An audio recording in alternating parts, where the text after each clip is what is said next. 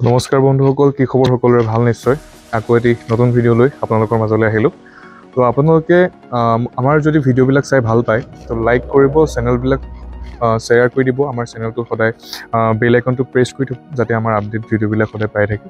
তো আজি এখন বহুত ধুনীয়া কণ্ডিশ্যনৰ গাড়ী লৈ আহিছোঁ। আপোনালোকে মোৰ গাড়ীখনৰ মোৰ ড্ৰিম কাৰ হয়। আপোনালোকক মই গাড়ীখন দেখুৱাইছোঁ। গাড়ীখন হৈছে এখন চক অডি S-Line। বহুত ধুনীয়া কণ্ডিশ্যনৰ হৈ আছে। 2019 মডেল, ডিজেল ভাৰ্চনটো হয়।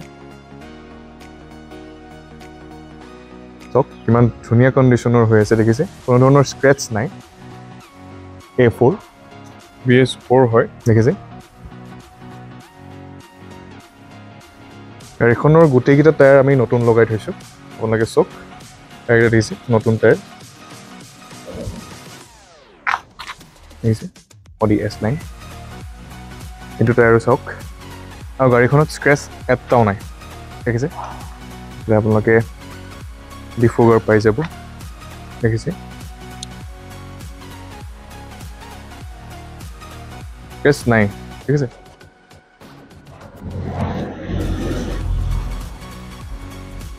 টায়াৰ চাওক, প্ৰত্যেককেইটা টায়াৰ নতুন লাগি আছে।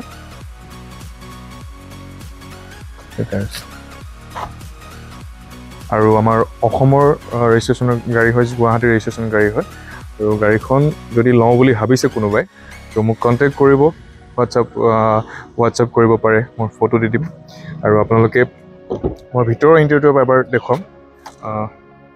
চব খুব ধুনীয়া কণ্ডিশ্যনৰ হৈ আছে।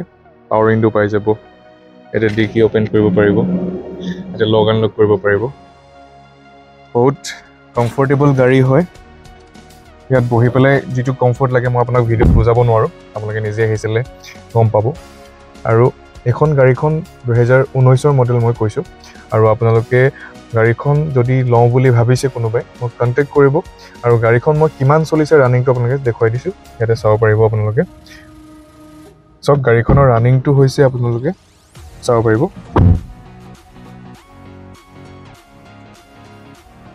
চব 24,488 কিলোমিটাৰ।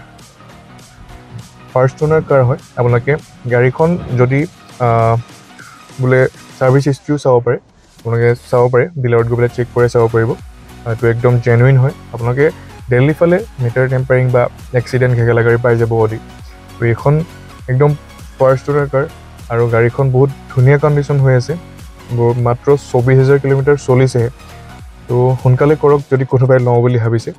আৰু এই গাড়ীখনৰ মই দাম কিমান ৰাখিছোঁ জনাই আছোঁ আপোনালোকক। ইয়াতে চাওক, আপোনালোকে ইণ্টেৰিয়ৰটো এবাৰ চাওক। ইণ্টেৰিয়ৰটো বহুত ধুনীয়া কোৱালিটিৰ হৈ আছে দেখিছে।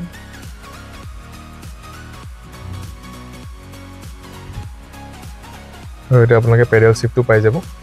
আৰু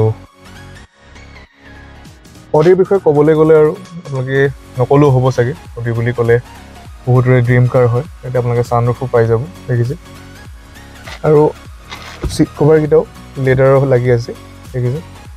বহুত ধুনীয়া চিট কভাৰ লাগি আছে, মেট লাগি আছে। এয়াৰ বেগো পাই যাব। তো গাড়ীখন যদি আপোনালোকে লওঁ বুলি ভাবিছে, এই গাড়ীখন ল'বলৈ গ'লে 58 লাখ হৈ যায় দাম। তো আমি ইয়াত দাম ৰাখিছোঁ 25 লাখ টকা।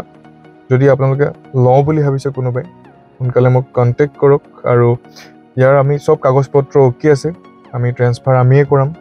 আৰু তাতে চব ইনক্লুড আছে, ইঞ্চুৰেঞ্চ পলিউশ্যন আমিয়ে কৰাই দিম। আৰু গাড়ীখনৰ বিষয়ে যদি আৰু অধিক জানিবলৈ মন আছে মোক তাতে কণ্টেক্ট কৰিব। মোৰ স্ক্ৰীণতে নাম্বাৰ দিয়া আছে, কল কৰিব।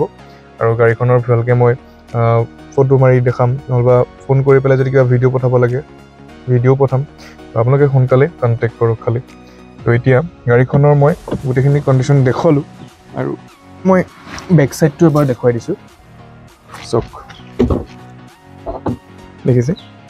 বেক চাইডটো বহুত এখন দেখিছে, মেনুৱেলি কৰিব পাৰিব এখন আপডাউন দেখিছে। ৰিয়েৰ ইছ্যু পাই যাব। এতিয়া আপোনালোকে আৰ্মৰেচাৰো পাই যাব দেখিছে। এইটো বুক চেল্ফ মানে বা বহি চহি বহাই থ'ব পাৰিব। এতিয়া আপোনালোকে কাপ হোল্ডাৰো পাই যাব দেখিছে।